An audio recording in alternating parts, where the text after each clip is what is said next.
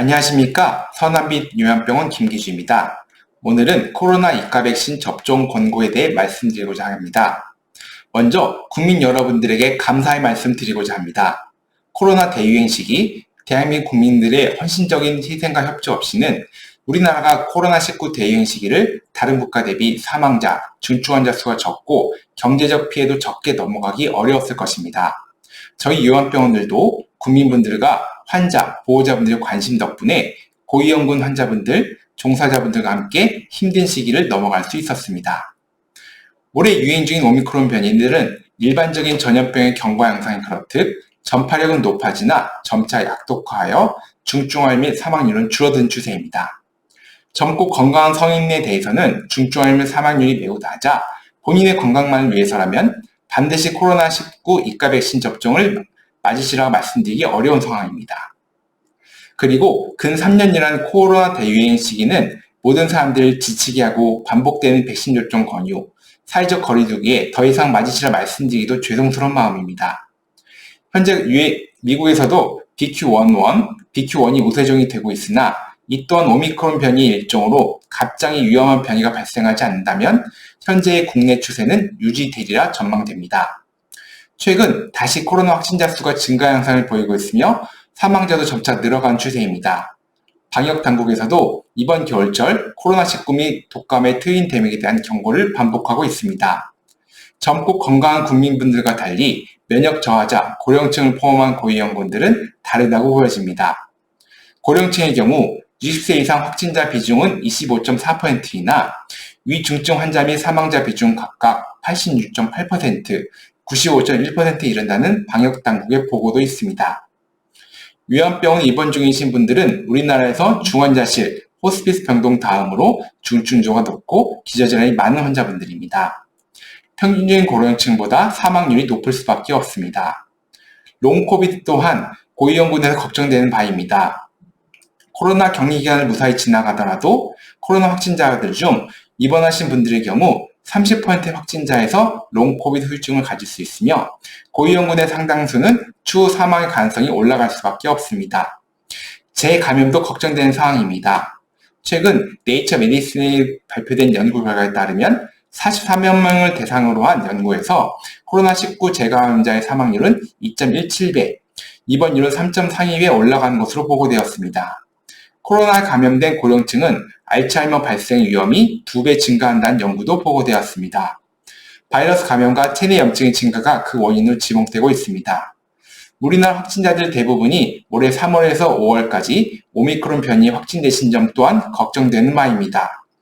평균적으로 코로나 확진 후 면역력은 9개월간은 유지되는 것으로 보고되어 2022년 3월에서 5월 확진되신 분들이 2022년 12월부터 2023년 2월까지 면역력을 잃을 것으로 예측되어 면역력 저하로 인한 집단 감염을 예방하기 위해서는 빠른 백신 접종이 더욱 필요합니다. 의료기관 또는 고위험군 시설 종사자들의 백신 접종은 집단 면역 형성으로 더 많은 환자와 고위험군을 지킬 수 있는 방벽이 될 것입니다. 최선은 백신을 가능한 많은 국민, 특히 고위험군 환자들이 접종하여 코로나 감염을 줄이고 코로나 감염을 인한 여러 합병증을 낮추는 데 있습니다. 다행히 현재까지 개발된 최고의 이가 백신들은 국내에 충분한 양을 확보하고 있습니다. 이가 백신은 기존 오리지널 코로나19뿐 아니라 오미크론 변이까지 커버할 수 있는 그 효과가 입증되었고 아직까지 중증 부작용 보고도 매우 적습니다. 최근 코로나19 백신 접종 피해 보상 체계도 확대되어 더 넓은 범위로 인정하기로 결정되었습니다. 백신 부작용이 염려되는 분들은 환자나 보호자분들이 관할 보고서에 직접 신청하면 됩니다. 백신 부작용에 대한 염려로 코로나 백신을 피하는 고위험군 환자분들이 한 분이라도 적기를, 그리고 한 분이라도 더 많은 국민들이 코로나에 대한 피해를 당하지 않길 소망합니다. 대한요양병협회는 언제나 환자, 보호자, 국민들의 입장에서 최선을 고민하겠습니다. 감사합니다. 첫 번째 질문입니다. 코로나 백신을 맞아도 코로나19에 감염이 되던데 굳이 또 맞아야 하나요? 아시다시피 백신을 맞는다고 코로나19 확진을 모두 피하기는 어렵습니다. 그러나 중증화율과 사망률을 낮출 수 있어 고령층, 면역 저하자 등 고위험군에서는 백신 접종의 유익이 위험을 훨씬 상회합니다. 그리고 백신 접종은 백신을 맞은 분뿐 아니라 백신을 맞은 분 주변 사람들도 보호해주는 효과가 있습니다. 그리고 롱 코비드 불리는 코로나19 합병증도 예방해주는 효과가 있습니다. 기저질환이 많거나 입원하신 분이거나 고령층이라면 백신 접종으로 인한 효과를 더욱 볼 수 있을 것입니다. 저는 독감 백신과 자주 비교하여 이야기를 합니다. 독감은 백신을 맞더라도 걸릴 수 있습니다. 다만 그 확률이 낮아지고 중증화 사망률이 낮아지지요. 독감 백신은 연간 한 번 맞는 건 독감이 겨울철, 봄철에만 유행하기 때문이고 그 효과는 6개월가량으로 파악하고 있습니다. 독감을 걸리더라도 회복되면 합병증도 없으며 최근 10년간 독감으로 인한 국내 사망자가 연평균 200에서 250명입니다. 그런데 대부분의 환자 보호자분들이 독감 백신을 맞는 데는 반대를 하지 않아 서남빛 요양병원 기준 환자 종사자 독감 백신 접종률이 80%, 90%를 상회합니다. 코로나 입가 백신도 접종하더라도 코로나19에 걸릴 수 있으나 그 확률을 낮추어주고 중증화 사망률을 독감 백신보다 더 낮추어줍니다. 코로나19 백신을 더 자주 맞는 건 코로나19는 1년 내내 유행하기 때문이고 그 효과는 3에서 5개월가량으로 파악하고 있습니다. 코로나19에 걸리고 회복되면 롱코비드라는 합병증이 입원 환자 기준 최대 30%에 이를 것으로 예측되며 2022년 12월 3일 기준 하루 코로나 사망자는 60명으로 독감으로 인한 연간 사망자의 24%입니다. 그런데 절반 이상의 환자 보호자분들이 이과 백신을 맞는데 반대합니다. 저는 독감 백신을 맞는 분이 코로나 백신을 피할 이유가 없다고 생각합니다. 질문 2번입니다. 백신을 안 맞는데도 크게 문제가 없던데 백신 부작용만 생기는데 왜 맞아야 하나요? 입니다. 동절기 추가 접종에 사용되는 이과 백신은 화이자, 모더나에서 개발된 현재까지 가장 효과가 좋은 백신들로 미국, 유럽, 일본, 캐나다에서 빠르면 9월부터 접종을 시작하여 그 안정성을 증명하였습니다. 기존 단가 백신들의 이상 반응 신고율이 접종 1000건당 3.7건인데 반해 이과 백신은 접종 1000건당 0.3건으로 이과 백신의 이상 반응 신고율이 10% 미만으로 부작용이 더 적습니다. 또한 국민들 입장에서 코로나 백신 접종 후 부작용이 나더라도 국가에서 적극적으로 피해 보상을 해주지 않는다는 점이 더욱 접종을 피한 원인으로 작용한 점도 없지 않습니다. 그러나 이번 동절기 이과 백신 접종을 대비해 코로나19 예방접종 피해 보상 신청을 더욱 쉽게, 더 폭넓게 보상하기로 결정하였습니다.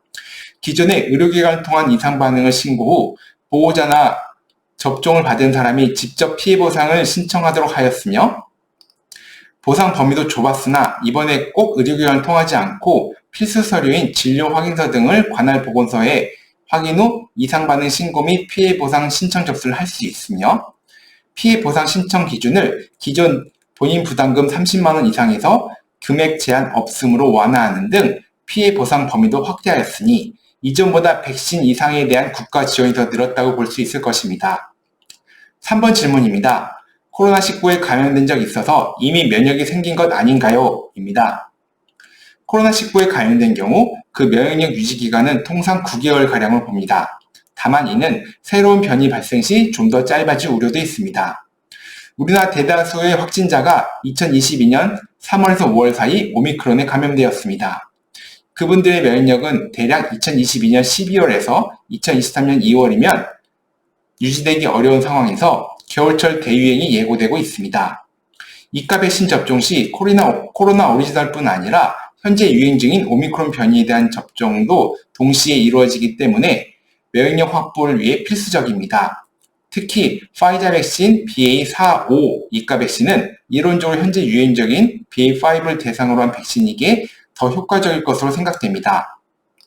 현재 미국에서 우세종이 된 BQ.1, BQ.1.1 변이에 대해서도 이과 백신들이 효과가 있는 것으로 알려져 있어 추후 BQ.1, BQ.1.1이 국내 우세종이 되더라도 효과를 담보할 수 있을 것으로 예측됩니다.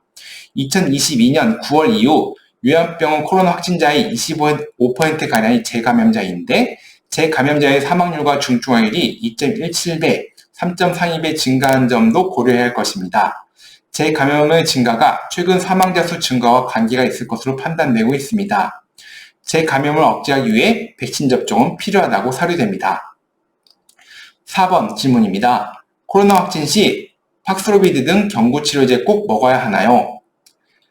오미크론 변이가 우세종이 되면서 코로나 확진 시 경증으로 끝나는 경우가 많아 이에 대한 필요성에 의문을 제기하시는 환자나 보호자가 늘어나는 것 같습니다.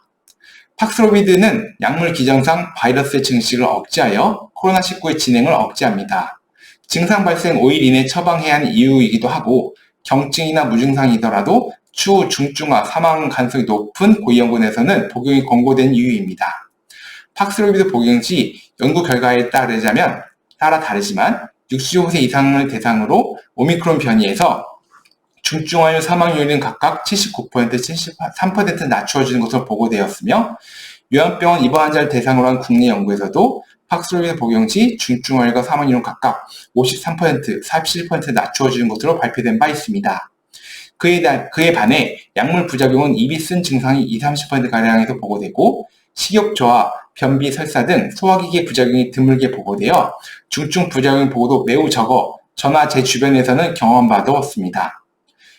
복용 금기약이 있거나 만성 신질환, 비위관 삽입 등으로 팍스로비드 투여가 어려운 경우에는 라게브리오의 복용도 대안이 될 수 있습니다. 증상 발생 수일 이내에 증상이 호전되어 경구치료제 복용을 망설이는 보호자나 시설 관계자분들도 일부 계신 것으로 알고 있습니다.